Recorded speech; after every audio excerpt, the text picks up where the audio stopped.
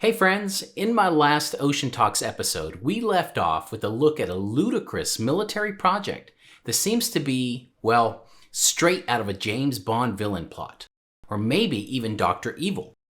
The project aimed to make sharks living torpedoes with the ability to sink enemy ships. Did the largest series of shark attacks in history motivate the Navy to try to weaponize sharks? This week, we're going to take a dive into one of the most bizarre and unique military projects to ever exist. As always, I hope you enjoyed this segment, and please read the citations listed in the video description below to learn more. Enjoy. For some people, sharks are terrifying creatures. They have long been associated with fear by many. Although most of that fear may be misplaced, it was enough to create a recruiting problem for the US Navy in the 1950s. During this time, the Cold War was in full swing. Stories of shark attacks on servicemen who crashed into the waters of the Pacific spread through the ranks, creating a serious recruiting problem for the Navy.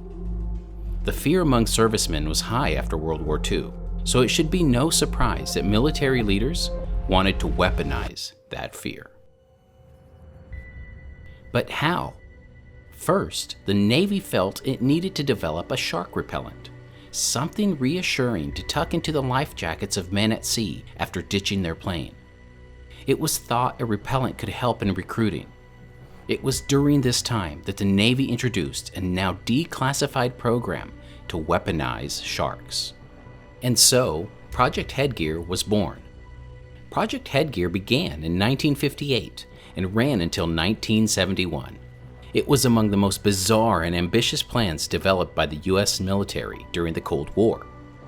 The more I researched Project Headgear, the more I kept asking myself, how in the world did the military even come up with this sort of lofty plan? How do you train a shark? To get that answer, we have to go all the way back to 1945 to understand where all this fear among servicemen came from.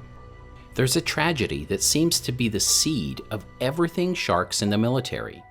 It's notoriously known as the deadliest shark attack of all time. We're talking about the sinking of the USS Indianapolis. It is a tragedy that to this day is still talked about among Navy servicemen, not because of the Navy's failure to protect the ship, but because of, those pesky sharks. So what happened? The Indianapolis was a big ship with a secret payload of atomic bomb parts. It did not have sonar, and in the Pacific Ocean, with Japanese submarines roaming at any chance to sink an American ship, sonar, well, you'd think it'd be kind of a big deal. Typically, a ship of its class required some destroyer escorts to be with them. But nope, not the Indianapolis. In fact, Commodore James Carter, commander of the Pacific Fleet's Advanced Headquarters, told the ship's captain, quote, "The Japanese are on their last legs, and there's nothing to worry about," unquote. The ship was going from Guam to the Philippines without an escort. That was an area known to have Japanese subs patrolling. It's also an area with sharks. Lots of sharks. You can probably guess what happened next.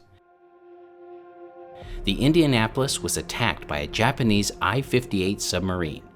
About 10 minutes after midnight on July 30th, 1945, the Indianapolis sank after 6 torpedoes were launched, with 2 making direct hits.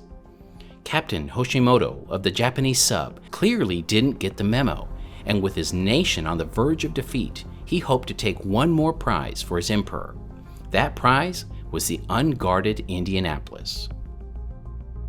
It took just 12 minutes for the Indianapolis to sink some 280 miles from the nearest land. Sadly, about 300 men went down with the ship, but for some of those that survived the initial sinking, going down with the ship may have been the better option.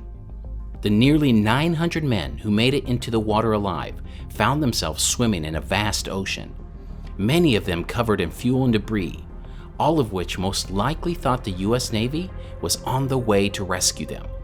But in reality, that was not the case. The sun would rise 4 times before the Navy even realized the ship was missing. The sailors had no food or fresh water as they drifted through the Pacific Ocean. When the morning sun rose, They were horrified to see dorsal fins circling the survivors. Sharks, being the opportunistic predators they are, were likely attracted to the floating servicemen, many of which had wounds.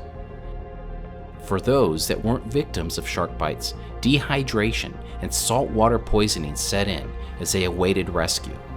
To give you an idea of just how bad it got, listen to this excerpt from Granville Crane, Machinist Mate, 2nd Class. Quote, "Men began drinking salt water so much that they were delirious. In fact, a lot of them had weapons like knives, and they'd be so crazy that they'd be fighting amongst themselves and killing one another. And then there'd be others that drank so much salt water that they were seeing things.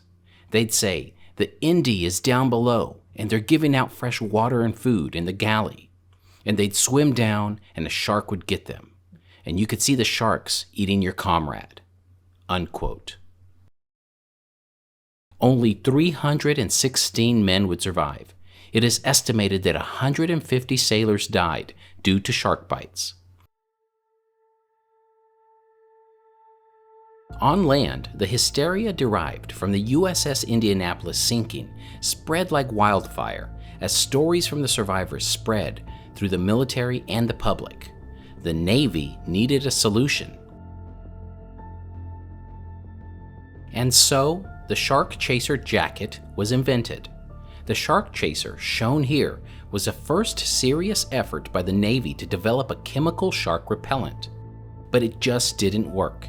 The top brass at the Office of Naval Research determined more research was needed in order to develop a more effective shark repellent.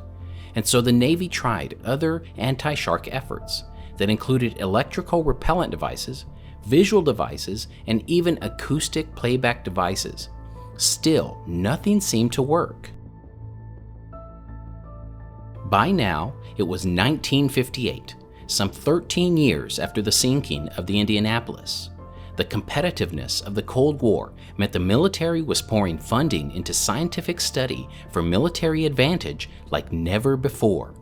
From experimenting with psychedelics to the development of lasers, it was a time when the imagination was really the only limit to finding a possible Cold War advantage. And animals were not left out of this scope of research. Russia had already sent a dog to space, so the door was wide open to take it a step further. The US Navy started to look seriously into researching methods to weaponize sharks. Yes, sharks. More specifically, the plan was to use sharks as a bomb delivery system. The Navy wanted a way to guide sharks remotely to an enemy ship, like a living torpedo in a sense. But how do you train a shark to fight for your side, and how exactly do these weaponized sharks work? Enter Perry W. Gilbert, a shark biologist and former director of the Mote Marine Laboratory, and James Marion Snodgrass. Think of Snodgrass as an inventor, a gadget man. Together with Gilbert, Snodgrass would design a box that would be strapped to a shark's head, which had a compass that had the ability to communicate with controllers. The box was programmed to monitor the shark, and if it seemed the shark swam off course, it would send out an electrical shock between 5 and 25 volts to one of the shark's sides to get it to swim towards the desired target, usually an enemy ship. That was the concept. Snodgrass and Gilbert would spend the next decade working on this concept. The research was carried out within 3 different marine labs in the United States. And despite searching everywhere for an image of what this prototype looked like, I came up empty.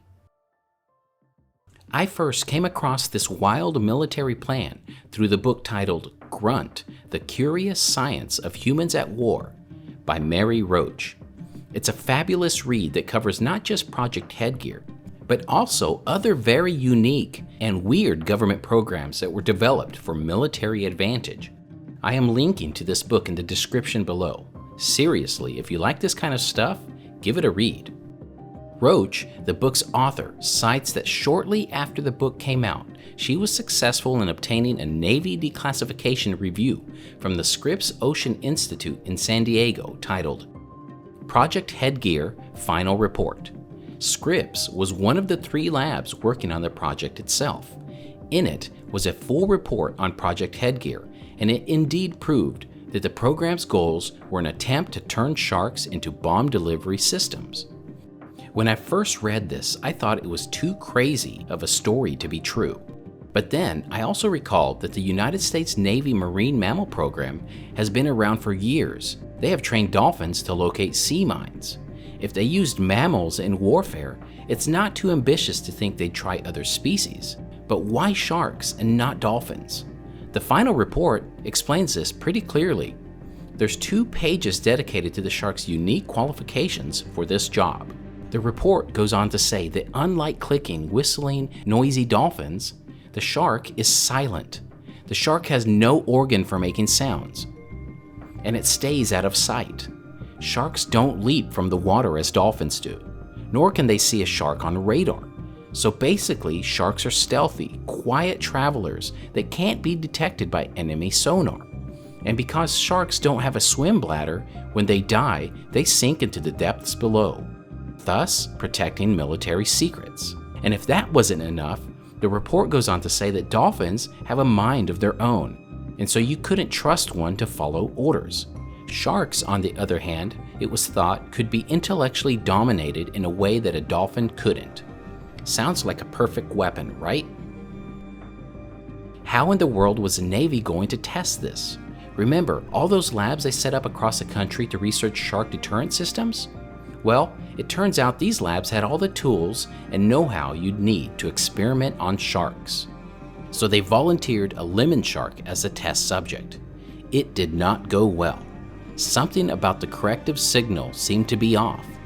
It didn't seem to work on the shark. They tried varying the placement of the electrodes, the frequency, the amplitude of the electricity, and the duration of the shock. But still, nothing worked. Maybe something was wrong with the unit itself. What shark researcher Gilbert and the inventor Snodgrass did next really demonstrates just how wild things were during the Cold War. To be sure the equipment was doing what it was meant to do, Snodgrass, per the official report, inserted electrodes into Gilbert's shoulders and put him in the swimming pool. Turns out the device was working. Snodgrass succeeded in steering Gilbert around a swimming pool. You have to wonder how that scene played out. I mean, as if inserting electrodes into your colleague's shoulders isn't weird enough.